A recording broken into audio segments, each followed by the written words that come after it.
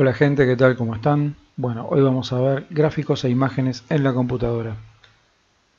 Para empezar vamos a hablar de los tipos de formatos gráficos que podemos llegar a encontrar. Todos sabemos que mediante cámaras y escáneres podemos digitalizar imágenes impresas o de objetos reales para luego editarlas y almacenarlas, pero también es posible crearlas desde programas de edición. Bueno, los principales formatos de imagen digital son los llamados mapas de bits y los vectoriales. Cada uno tiene un tipo de programa específico y características específicas que lo hacen más adecuado para determinados usos. Vamos a ver en este video de qué se trata cada uno. Para empezar vamos a hablar de los mapas de bits, las imágenes en mapas de bits, que son las tradicionales fotografías digitalizadas.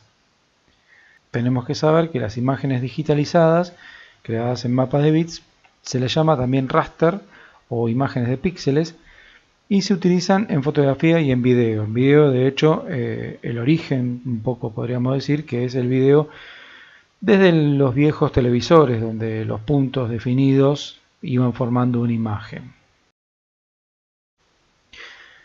Bien, el proceso de digitalización lo que básicamente considera es una cuadrícula o una matriz que sobre la imagen va a reticularla o va a segmentarla en pequeños cuadraditos.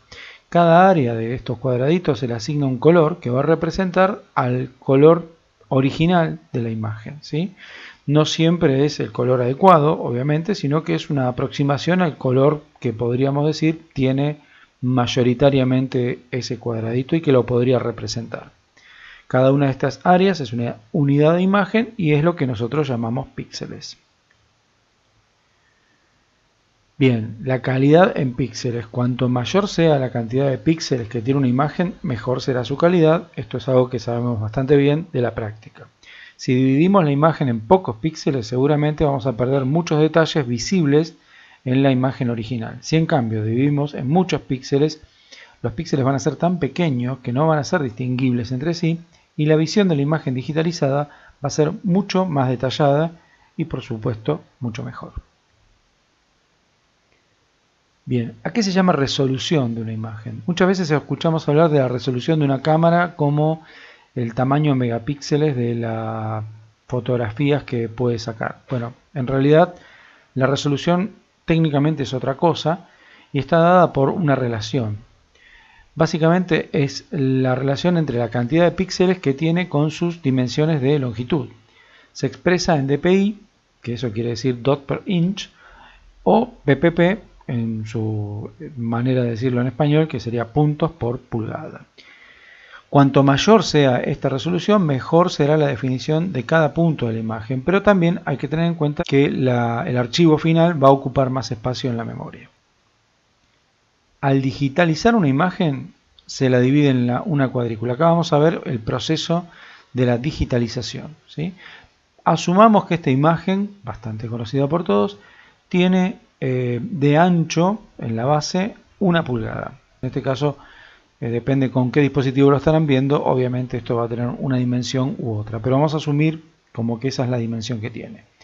Si tiene 10 puntos, estamos diciendo que tiene 10 dpi, 10 puntos por pulgada, porque el ancho de la base es 1 pulgada. Bien, en cambio la altura en este caso va a ser de 16 puntos, pero la resolución va a ser exactamente la misma, 10 dpi. Cada cuadrado en este caso va a ser un píxel y tomará un color representativo, tal cual como lo expresamos antes. Obviamente el resultado va a ser bastante pobre. En este caso, trabajando con 10 dpi, lo que podremos llegar a ver de esta imagen es eso, una especie de sombras de píxeles que no se distingue qué es lo que quieren representar. Vamos a ver algunos ejemplos, cómo va mejorando la resolución y cómo con la mejora de la resolución mejora la calidad de la imagen.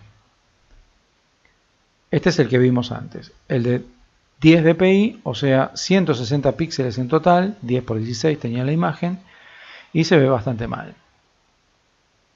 Si duplicamos la resolución, o sea a 20 dpi o 20 ppp, vamos a encontrar que la imagen empieza a verse un poquito mejor, aunque todavía claramente no alcanza para distinguir de qué se trata. En este caso, al tener 50 dpi, bueno, ya por lo menos la imagen tiene 4000 puntos, o sea 4000 píxeles en total, Si bien se adivina qué es, tampoco es una buena calidad la que estamos obteniendo. En este caso vamos a trabajar con 100 dpi o 100 ppp y ya la imagen se parece bastante al original. Se pueden distinguir varios detalles, de hecho los cables que cruzan por delante de la torre se pueden ver. Por lo tanto, digamos, la imagen empieza a tener una resolución que permita apreciar algunos detalles, aunque claramente no es una buena calidad. Justamente, en base a esa pregunta que nos estamos haciendo, ¿cuál sería una buena calidad? Lo que tendríamos que saber es que al observar una imagen de 150 dpi a una distancia de 50 centímetros, se puede todavía distinguir entre un píxel y el siguiente. O sea, se ven los píxeles, cosa que no tiene que suceder.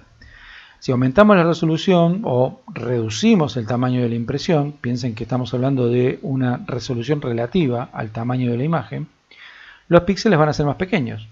Entonces recién van a dejar de ser vistos, para decirlo bien, cuando alcancemos los 200 dpi.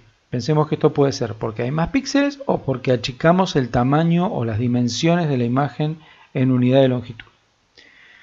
Entonces, el valor habitual adoptado como básico para impresiones de buena calidad fotográfica tiene que estar entre 250 dpi y 300 dpi. O sea, si vamos a mandar a imprimir una imagen, tenemos que calcular que la cantidad de puntos que tiene que estar entre esos valores para que salga con buena calidad. Esto se puede apreciar bastante bien en esta tabla. Esta tabla que lo que reúne es en las primeras dos columnas, bueno, la altura o el ancho de una dimensión de una imagen en píxeles, ¿sí? El producto de estos dos valores nos da los megapíxeles que tiene esa imagen. Fíjense que, por ejemplo, una imagen que tiene aproximadamente 3648 por 2736 píxeles nos va a dar 10 megapíxeles, ¿sí? Es que es lo que actualmente por ahí nos está sacando, nos está dando una cámara de un celular. Bien, ahora bien, si yo voy a imprimir eso, no voy a tener problemas en imprimirlo en formatos pequeños, como puede ser en centímetros, 3×4, que vendría a ser como una foto carnet, 6×9, que es una foto pequeña, 9×13, que ya empieza a aproximarse a las fotos de álbum viejas que se imprimían habitualmente, 10×15, etcétera, etcétera, etcétera.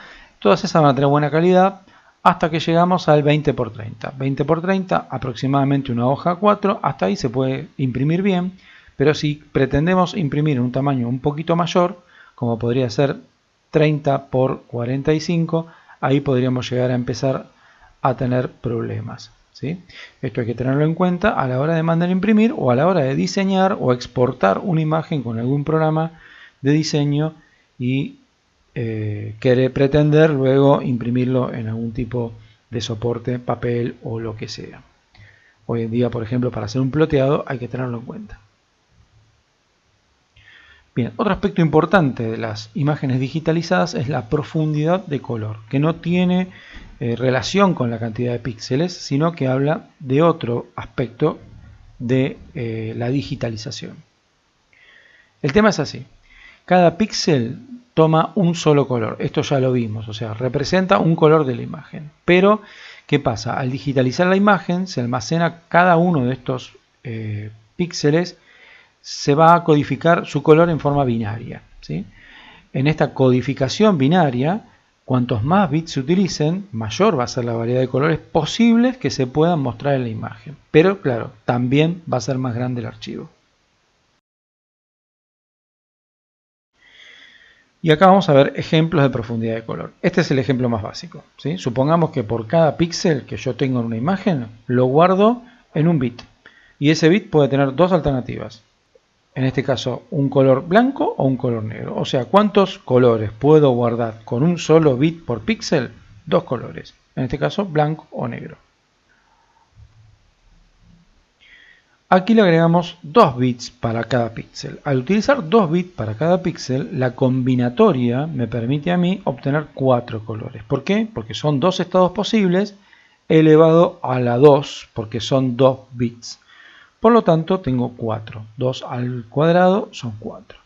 Acá se puede apreciar en la imagen que hay 4 colores. Más oscuro, un poco más claro todavía y finalmente el más claro de todos. 4 colores que permiten representar esta imagen con manchones bastante importantes.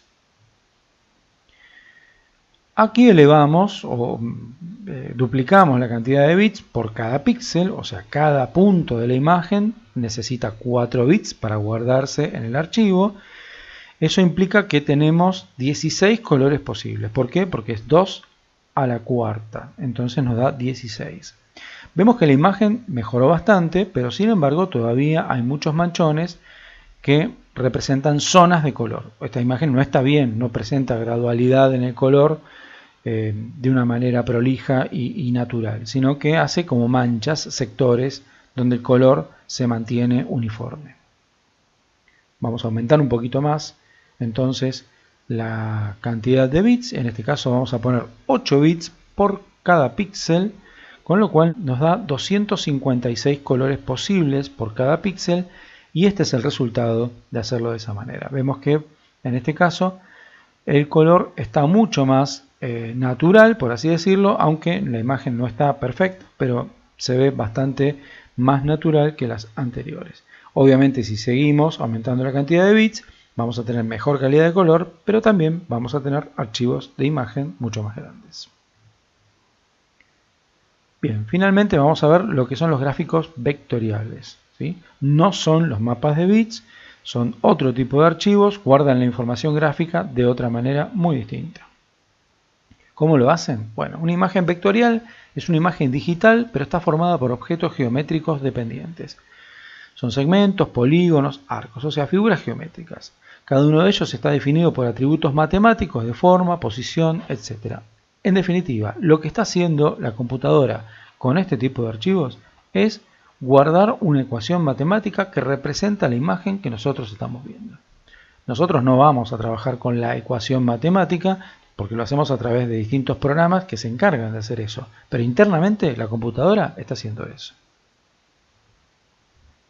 Acá vemos una comparación entre dos imágenes que podrían ser similares, ¿sí? Es un círculo rojo que en el caso de estar hecho con mapas de bits, bueno, se vería obviamente pixelado, si es que no tiene la calidad suficiente para verlo. En cambio, cuando está hecho con una imagen vectorial, se ven las representaciones de su curva, su centro, su radio, su contorno, etcétera, etcétera. Y vamos a ver cómo esto es mucho mejor para trabajar imágenes que tienen que ser amplificadas.